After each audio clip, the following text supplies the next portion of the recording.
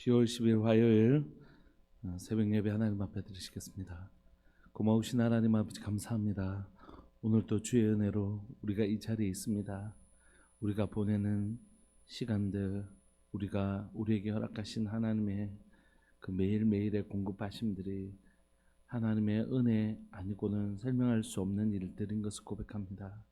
너무 당연하게 여겨왔던 내 일상의 모든 것들을 하나님 다시 한번 믿음의 눈으로 보게 하여 주시고, 내가 살아왔던 모든 순간이 당연한 것 아니라 은혜인 것을 깨달아 알게 하여 주시고, 내게 주신 그 은혜를 빼앗기지 않도록 지킬 수 있는 자 되게 하여 주옵소서.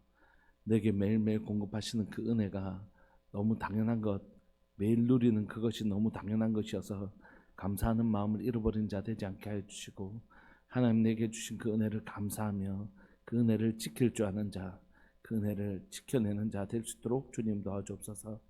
사랑하는 우리 귀한 성도들의 눈을 열어주셔서 매일매일 내 삶에 부어주시는 하나님의 은혜에 감사하며 우리에게 주신 그 은혜를 지켜내는 지혜가 우리 모두에게 있게 하여 주옵소서. 사랑하는 예수님의 이름으로 감사하며 기도합니다. 아멘. 찬송가 272장 함께 찬양 들으시겠습니다. 찬송가 272장입니다.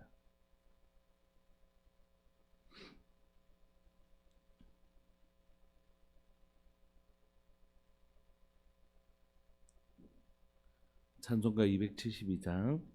고통의 멍에 벗으려고 예수께로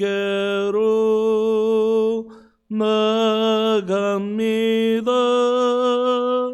자유와 기쁨 베푸시는 주께로 갑니다. 병든 내 몸이 튼튼하고 빈궁한 삶이 부해지며 죄악을 벗어 버리려고 주께로 갑니다. 낭패와 실망 당한 뒤에 예수께로 나갑니다. 십자가 은혜 받으려고 주께로 갑니다. 슬프던 마음 위로받고 이 생의 풍파 잔잔하며 영광의 찬송 부르려고 주께로 갑니다. 교만한 마음을 내버리고 예수께로 나갑니다. 복되신 말씀 따르려고 주께로 갑니다. 실망한 이 몸 힘을 얻고 예수의 크신 사랑받아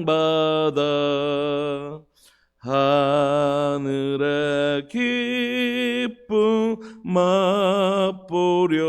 맛보려고 주께로 갑니다.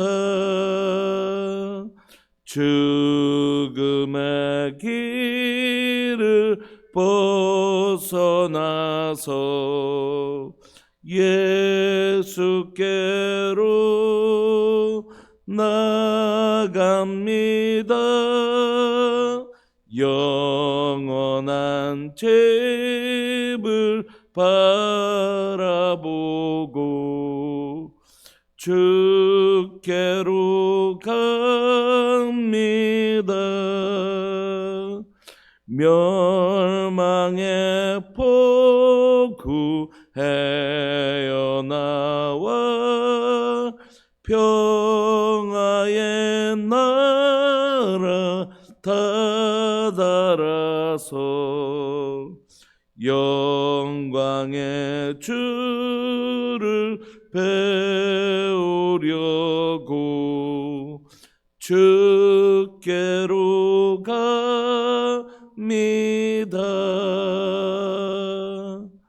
아멘. 우리 하나님의 말씀 잠언 6장 1절부터 19절입니다. 잠언 6장 1절부터 19절입니다.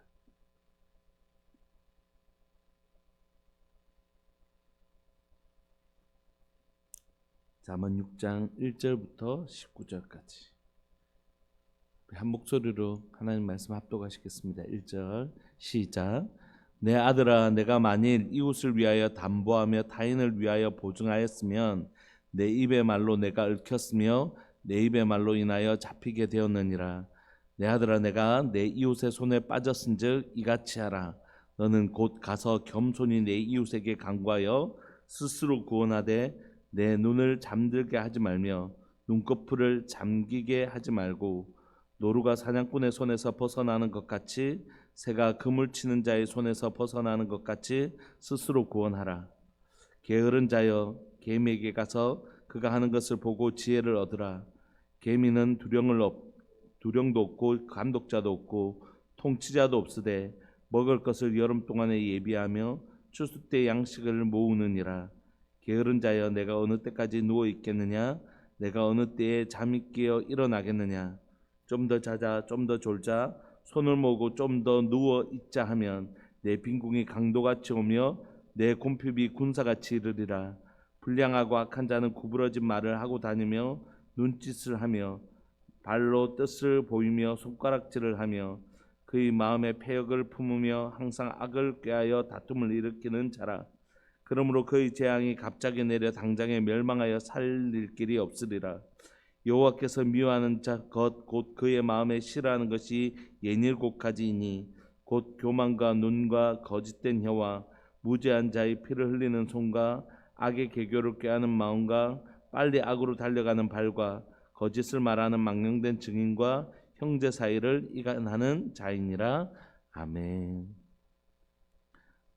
오늘 잠언 6장에서 성경은 하나님의 지혜가 무엇인가 우리에게 가르치실 때 첫 번째, 우리가 지혜라고 하면 그냥 뭔가를 잘 아는 것라고 생각할 수 있지만 하나님께서 우리에게 지혜를 말하실 때 그냥 그런 지혜가 우리의 일상에서 우리를 일상을 살아가는 우리에게 구체적으로 이렇게 살아야 된다라고 우리에게 구체적으로 우리의 삶을 적용하는 말씀이 오늘 본문입니다.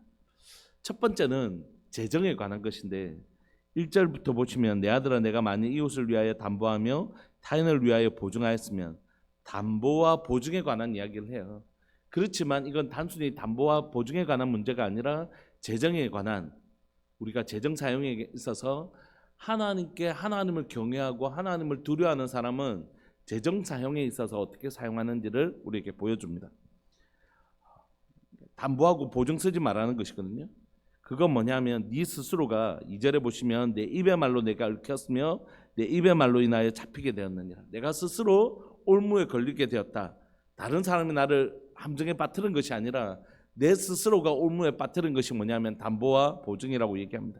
그러므로 그런 일이 있다면 내 아들아, 내가 내 이웃의 손에 빠졌은즉 이같이 하라. 너는 곧 가서 겸손히 내 이웃에게 간구하여 스스로 구원하되, 내가 그때는 생각이 좀 이랬는데 내가 그렇게 하기로 했는데 미안하지만 못하겠다고, 안 되겠다고, 이렇게 가서 빨리 보증 선거를 취소하고 또 담보한 것들을 빨리 취소하고 원래대로 돌아오라는 것입니다. 이렇게 하는 것이 내 눈을 잠들게 하지 말며 내 눈꺼풀을 감기게 하지 말고 이렇게 하는 것이 재정 사용에 있어서 중요한 원칙이라고 얘기해요. 여러분, 우리 하나님께서 우리에게 재정을 주시거든요. 하나님께서 우리에게 재정을 주시는데 그 재정을 주실 때에 하나님께서 우리에게 주신 재정을 주시는 방식일 때 지혜로운 방식으로, 정직한 방식으로 이 돈을 버는 것이 중요합니다. 하나님께서 주시는 정직하고 지혜로운 방식으로 돈을 버는 것이 중요하다면 또 하나의 중요한 측면은 뭐냐면 우리에게 주신 이것을 새 나가지 않도록 지혜롭게 관리하는 것이 중요한 것이죠. 이 두 가지가 다 중요합니다. 교회의 재정을 얘기하면 이 두 가지를 얘기할 수 있다고 생각합니다. 정직하게 하나님 앞에 헌금하는 법 꼭 우리가 배우고 가르쳐야 된다고 생각해요. 하나님 앞에 정직하게 헌금하는 법. 두 번째는 하나님 앞에 드려진 이 예물을 정말 정직하고 하나님의 뜻을 따라 사용하는 것. 이 두 가지가 헌금 사용에 있어서 하나님의 재정의 거룩함을 지키는 중요한 방식이라고 생각합니다. 하나님 앞에 주신 것을 하나님 앞에 정직하게 11조하고 믿음의 고백을 하는 것, 그리고 그렇게 헌금되어진 걸 정말 정직한 방식으로, 그리고 그것이 한 사람의 독점되어지지 아니하는 견제하고 잘 감독할 수 있는, 믿지 못해서가 아니라 건강하게 서로를 지켜나가는 방식을 가지고 재정을 사용하는 것 꼭 필요하다고 생각해요. 저희 교회에서도 이제 그렇게 재정을 사용할 수 있도록 계속해서 이런 제도적으로 누군가가 한 사람이 재정을 일방적으로 사용하지 못하도록 결제 단계를 만들고 또 그것이 집행되어지면 다시 관리 감독할 수 있는 그런 형태들을 가지고 하는 것이죠. 이것이 교회 재정에서 그렇게 적용되어질 수 있다면 우리 삶에도 마찬가지입니다. 우리가 어떤 재정을 하나님께 주신 수입을 얻을 때에 정직하지 않는 방식으로 재정을 얻으려고 하는 것 자체가 너무너무 어리석은 일이죠. 며칠 전에 우리 교회 어떤 집사님하고 잠시 이야기를 하다가 눈먼 돈이 너무 많이 보인다는 거예요. 눈먼 돈이 이렇게 하면 이제 돈을 얼마든지 돈을 벌 수가 있고, 또 이제 사람들이 이렇게 하면 이렇게 할 수 있습니다, 이런 얘기들을 할 때 마음이 울렁거리는 걸 느낀다는 거죠. 그래서 그것과 계속해서 끊임없이 긴장해서 싸우지 않으면 돈에 욕심이 없는 사람 누가 있겠어요? 그럴 때마다 내 마음이 울렁거리는 걸 느낀다, 이렇게 얘기하시죠. 근데 여러분, 그렇게 번 돈으로 뭐 하시려고요? 그렇게 번 돈으로 우리가 어디 쓰시려고요? 여러분, 돈에는 이름표가 적혀 있지 않습니다. 돈에는 이름표가 적혀 있지 않지만 여러분, 돈에는 거룩한 돈이 있고 그렇지 않은 돈이 있습니다. 저는 목회하는 사람이잖아요. 그런데 저희 부모님 앞에 늘 감사한 건 뭐냐면 저희 아버지가 한 번도 부정한 방식으로 돈을 벌지 않으셨다는 것이. 만약에 제가 신학을 공부하는데 저희 어머니, 저희 아버지가 굉장히 부정한 방법으로 돈을 벌어서 그 돈으로 공부를 했으면 너무 좀 찝찝할 것 같아요. 그리고 너무 좀 그게 제가 회개해야 될 부분이기도 할 것 같아요. 그런데 저희 어머니, 저희 아버지 좀 너무 정직하게 땀 흘려서 정직한 방식으로 일하시고 돈을 버신 분이시기 때문에 그것에 대해서 늘 감사한 마음이 있습니다. 예를 들면 제가 TV에 보면 어떤 유명한 정치인들이라든지 그런 사람들이 자식을 위해서 어떤 방식으로 자식을 편법으로 대학을 진학시키거나 그럴 때 그 나중에 그게 밝혀졌을 때 그 자녀들이 얼마나 사람들의 입에 오르내리고 부끄러움을 당하잖아요. 그런 것처럼 제가 저희 부모님이 저를 공부시키실 때 그런 깨끗한 돈으로 저를 공부시킨 것, 그래서 제가 너무 감사한 것 같아요. 저희 아이들에게도 마찬가지라고 생각합니다. 깨끗한 돈으로 우리 아이들을 양육하는 것, 깨끗한 돈이 있어요. 그래서 헌금도 많은 헌금을 하는 것이 중요한 게 아니라 믿음의 재정, 정직한 재정 헌금하는 게 너무 중요하다고 생각해요. 그래서 우리가 하나님 앞에 주시는 그것을 주실 때 정직한 방법으로 정말 이것이 깨끗한 돈인가 정직한 돈인가 점검하는 거 참 중요하다고 생각합니다. 그런데 또한 중요한 건 주신 걸 지혜가 없어서 새 나가지 않는 것 정말 중요하다고 생각합니다. 여러 번 말씀드렸지만 이 하나님 주신 것들을 빼앗기는 건 뭐와 깊은 관련이 있냐면 우리가 애굽 종살이 할 때 이스라엘 백성들이 애굽 종살이 할 때 열심히 일했는데 일한 걸 다 어떻게 하죠? 애굽 사람들에게 사실 빼앗기는 것이잖아요. 그런데 이 빼앗긴 것들을 언제 회복하냐 하면 이스라엘 백성들이 출애굽할 때 자유민이 되었을 때는 자기가 일한 것을 빼앗기지 않은 것이에요. 하나님께서 그에게 죄로부터 자유케 해주시는 사실 모습이잖아요. 그런데 죄로부터 자유케 되어질 때 우리가 일했던 거, 우리가 빼앗겼던 것들을 하나님께서 다 회복시켜 주시더라는 것이죠. 근데 이런 빼앗김이 다시 회복되어지는 모습은 애굽 때만 일어나는 게 아니라 바벨론 포로에서 잡혀갔다가 돌아올 때도 어떻게 되죠? 고레스 왕이 그 성전의 기물들을 다 돌려주라고 하고 성전에 짓는데 필요한 것들을 다 공급하게 하잖아요.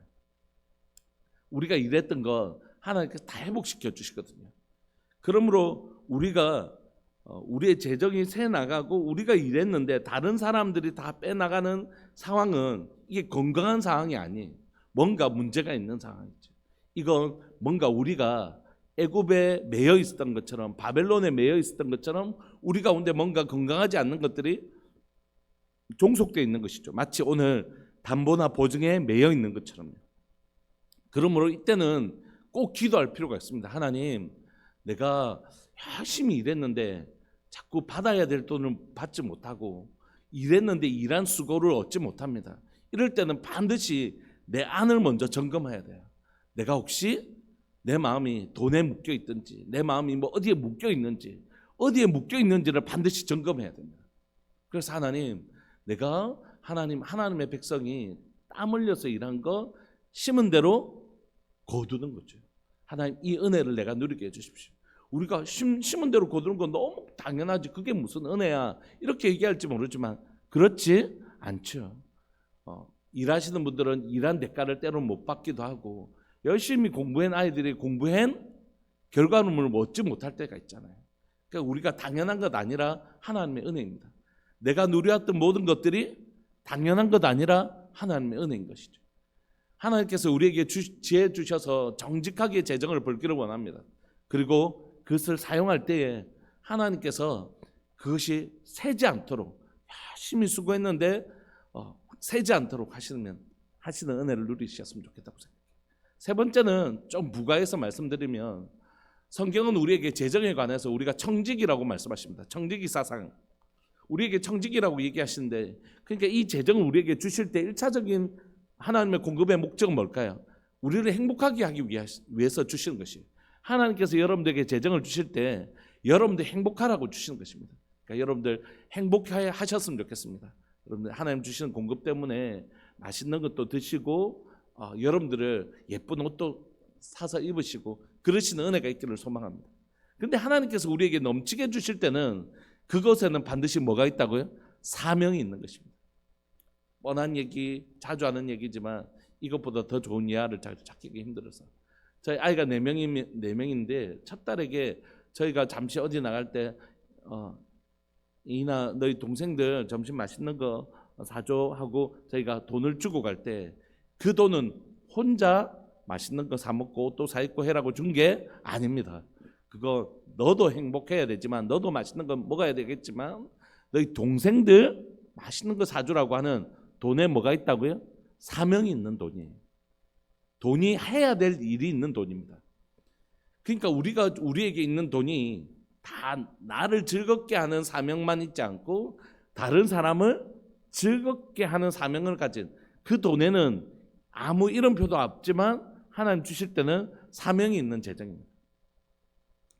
저희 교회에서 이제 성탄절이 다가오는데 성탄절이 되면 헌금을 항상 북한 선교단체를 통해서 북한 아이들 신발 털장화 하는데 이제 보내주고 있습니다. 지금 벌써 제가 온 지 5년 됐으니까 5년째 하고 있고, 또 저희 교회에서 선교사님들 교회 재정이 어려울 때도 저희 선교사님들께서 한 번도 우리가 줄이거나 코로나 때도 줄지 않고 오히려 선교사님 지금 한 분 더 늘었거든요.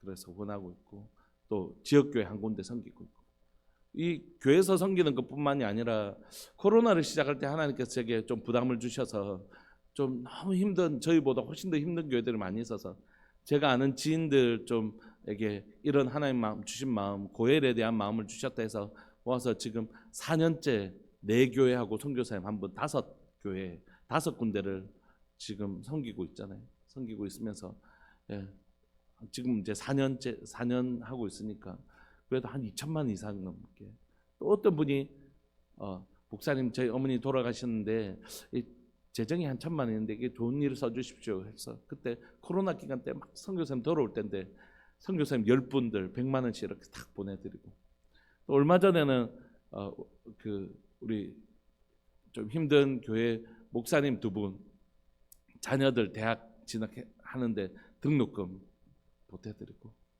또 지금 어떤 한 교회는 이제 교회가 이제 도무지 이제 상가 있는 교회였는데 그렇게 할 수가 없어서 땅에 아주 하나님께서 주신 땅이 있어서 그곳에서 자그마한 교회를 지었는데 뭐 이렇게 교회 간판이나 이런 것들을 좀 하기 어려웠는데 또 어떤 분들을 통해서 공급하시고 이런 참 놀라운 하나님의 일하심을 보게 되는 것이거든요. 그러니까 그 재정에는 사명이 있는 돈인 거죠. 그러니까 무조건 도와라가 아니라 하나님 내게 이 넘치는 재정이 있는데 이거 하나님 어디에 쓸까요? 그렇게 질문하는 것이죠. 그럴 때 여러분 그 재정을 얻는 과정에서도 거룩하고 쓰는 과정에서도 거룩하고 그래서 하나님께서 이 재정이 선한 곳에 흘러 들어가기 때문에 새지 않도록 막아주시는 은혜 이게 재정의 사용에 있어서 중요한 3가지 원칙이라고 생각합니다. 여러분들 가운데 거룩한 재정을 얻는 지혜가 있기를 소망합니다. 그리고 그 재정을 하나님 쓰기를 원하시는 사명이 있는 재정이라면 그 사명에 합당하게 사용되어지는 은혜가 있기를 원합니다. 그리고 절대 이 재정이 우리의 연약함이나 우리의 부족함 때문에 지혜 없음 때문에 정말 흘러 들어가야 될 곳이 아니라 다른 곳으로 새지 않는 은혜가 우리에게 있기를 소망합니다. 이런 재정에 관하여 말씀하시던 주님이 오늘 잠언 말씀이 그 다음에는 시간에 관해서 얘기하거든요. 근데 사실 시간에 관해서도 똑같은 원리입니다. 원리는 내 눈을 잠들게 하지 말며 눈꺼풀을 감기게 하지 말고 노루가 사냥꾼의 손에서 벗어나는 것 같이 새가 그물 치는 자의 손에서 벗어나는 것 같이 스스로 구원하라. 게으른 자여 개미에게서 가서 그가 하는 것을 보고 지혜를 얻으라. 개미는 두령도 없고 감독자도 없고 통치자도 없으되 먹을 것을 여름 동안에 예비하며 추수 때 양식을 모으느니라. 게으른 자여 내가 어느 때까지 누워 있겠느냐? 내가 어느 때에 잠이 깨어 일어나겠느냐? 좀 더 자자, 좀 더 졸자, 손을 모으고 좀 더 누워 있자 하면 내 분궁이 강도같이 오면 내 곰핍이 군사같이 이르리라. 이렇게 말씀하시죠. 그러니까 시간에 대해서도 똑같습니다. 하나님께서 우리에게 주신 시간이 너무 당연한 것이어서 우리에게 사실 크게 감사한 마음이 없잖아요. 오늘 진짜 또 24시간이 주어져서 너무 감사해. 이런 마음을 가지고 산 사람이 사실 없잖아요. 그러니까 어제를 사는 것처럼 오늘 시간이 주어진 것에 대해서 너무너무 당연하다고 생각하는 거지 않습니까? 그러다가 장례식이나 병원을 갔다 오면 마음이 고쳐지죠. 내가 지금 살아가는 시간이 너무 당연한 것이라고 생각했는데 그게 아니구나. 오늘 진짜 예쁘고 착하게 잘 살아야지. 이런 마음을 품기도 하는데 우리에게 계속해서 꼬박꼬박 들어오는 월급이나 우리에게 눈을 감고 자고 일어나면 그냥 생기는 이 시간들이 우리에게 너무너무 아주 당연하고 자연스러운 것으로 이해되어지는 것이죠. 그래서 우리가 쉽게 하는 말로 내가 보내는 이 하루가 어제 돌아가신 분에게는 너무너무 살고 싶은 그 하루일 수 있는 거죠. 내가 너무 당연하게 누리는 이 시간이 어제 이 생명을 거두신 하나님 앞에 부름을 받은 그분에게는 또는 생명을 마감하시는 그분에게는 너무너무 살고 싶은 하루일 수 있는 것이죠. 그러니까 오늘 우리에게 있는 이 시간의 가치, 사실 복이란 건 뭐 많은 것을 얻어서가 아니라 내가 가지고 있는 것에 대한 가치를 가치에 눈 뜨는 사람이 진짜 복된 사람입니다. 그러니까 오늘 하나님께서 우리에게 이 시간을 주실 때도 첫 번째 목적은 뭐라고요? 여러분들 행복하기를 원하시는 것입니다. 웨스트민스터 우리 소요리 문답 소요리 문답에 보면 인간의 존재 목적은 뭐냐면 하나님을 영화롭게 하는 것이지만 동시에 우리가 하나님으로 인하여 기뻐하고 즐거워하는 것이라고 인간의 제일된 목적을 가르치잖아요. 그러니까 하나님은 뭐냐면 우리의 삶이 하나님께 영화롭게 되기를 원하시지만 동시에 하나님 주신 것으로 인하여 너무 행복해야 할 때 부모가 제일 행복하잖아요. 엄마가 이거 사준 거 이거 너무 좋아, 엄마 고마워 하면서 막 이러면 너무 좋잖아요. 그런 것처럼 하나님이 우리가 이 시간들을 살아가면서 하나님이 언제 제일 영광 받으시냐? 하나님 때문에 나 너무 좋아요. 하나님 너무 좋아요. 이럴 때 하나님이 영광 받으신다는 거죠. 그러므로 여러분 이 시간을 살아가면서 하나님은 우리가 행복하기를 원하십니다. 하나님은 우리가 정말 행복하기를 원하세요. 두 번째는 우리의 시간에도 뭐가 있다고요? 사명이 있는 것이죠. 우리의 시간을 통하여 하나님이 영광 받으시고 하나님이 영광 받으시는 것과 사람을 이롭게 하는 것은 아주 긴밀한 연관성이 있습니다. 우리가 이미 잘 아는 것처럼 하나님을 사랑하면 이와 같이 내 이웃을 내 몸과 같이 사랑하게 돼 있거든요. 그러므로 하나님 이웃을 사랑이 먼저가 아닙니다. 이거 순서가 나중에 굉장히 중요해요. 다음에 한번 설명드릴게요. 하나님을 사랑하고 그것이 동기가 되어서 이웃을 사랑하게 되는 것. 그러니까 우리에게 주어진 시간 속에서 하나님은 우리가 너무 행복하기를 원하시지만 그 시간이 뭐 하기를 원하신다고요? 정말 가치 있는 시간 살기를 원하신다. 그 시간이 하나님께 영광이 되고 사람에게 유익한 시간이 되기를 원하는 거죠. 여러분 아브라함이 75세 때 하나님의 부름을 받거든요. 근데 태어날 때부터 74세까지의 기록이 아브라함에겐 없습니다. 왜냐하면 그 시간은 하나님과 무관한 시간이었거든요. 그런데 여러분 그러니까 우리의 인생 가운데 하나님 앞에 100세를 살았는데 우리가 이미 종말론에서 배웠던 것처럼 하나님 우리의 죄악을 깨끗하게 씻어주시고 잊어주세요. 그런데 내 인생이 98년 막 죄를 짓고 겨우 하나님 앞에 기억되는 횟수는 2년밖에 안 된다고 생각해 보십시오. 내 인생이 다 하나님과 무관한 삶을 살다가 어제 예수님을 믿어서 천국 간 거 너무 귀한 일이긴 하지만 너는 기록된 게 천국에 기록된 게 죄악으로 가득 차 있어서 그거 다 지우고 나니까 뭐 몇 분 안 된다. 이 땅에 산 게 애기처럼 살다가 온 것 같아. 여러분 우리에게 주신 시간들을 그렇게 쓸 수 있는 것이 아무 가치 없고 하나님 나라와 아무 상관없고 아무 의미 없이 쓰다가 사라질 수도 있는 것이라. 여러분 여러분들께 주신 시간 때문에 여러분들 행복하셨으면 좋겠습니다. 그러나 동시에 여러분들의 시간이 하나님 나라에서 기록되는 가치 있는 것이었으면 좋겠습니다. 그런데 오늘 성경은 뭐라고 얘기하냐면 그렇게 해서 게으른 것이 얼마나 죄인지 모른다. 게으른 게 너의 시간을 막 쓰는 거, 네가 하고 싶은 대로 그냥 자기 유익만을 위해서 다 쓰는 거, 이거 너무 죄다. 이렇게 얘기해. 우리 아이들이 재정과 시간에 관한 이야기를 하다가 아이들하고 내 재정을 내 마음대로 쓰는 거, 이 재정을 내 마음대로 쓰는 게 죄냐, 죄 아니냐, 뭐 이런 얘기를 하다가 여러분 제가 지금 100만 원이 있는데 배가 고픈 거예요. 그래서 10,000원 주고 밥을 사 먹었어요. 그리고 99만 원이 있는 것이. 그런데 옆에 있는 사람이 지금 내가 50만 원을 주면 이 사람이 살 수가 있어요. 이 사람이 생명을 얻을 수 있다고요. 그러면 이 50만 원 가지고 이 사람을 도우지 않았으면 어떨까요? 죄일까요? 죄가 아닐까요? 법적으로는 죄가 안 될지 모르지만 하나님 앞에서 그 재정을 내일도 사 먹고 모레도 사 먹어야 되는데 그런 마음 때문에 이 사람을 돕지 않았다면 이거 하나님 앞에서 죄예요. 그런데 이런 관념이 세상 법에는 적용되지 않지만 하나님의 관점에서만 죄다. 이게 점점 법에도 적용되어져요. 뭐죠? 어떤 사람이 술 마시고 운전하는데 옆에서 지켜보면 그 사람 하지 못하도록 막지 않으면 음주운전 방조죄.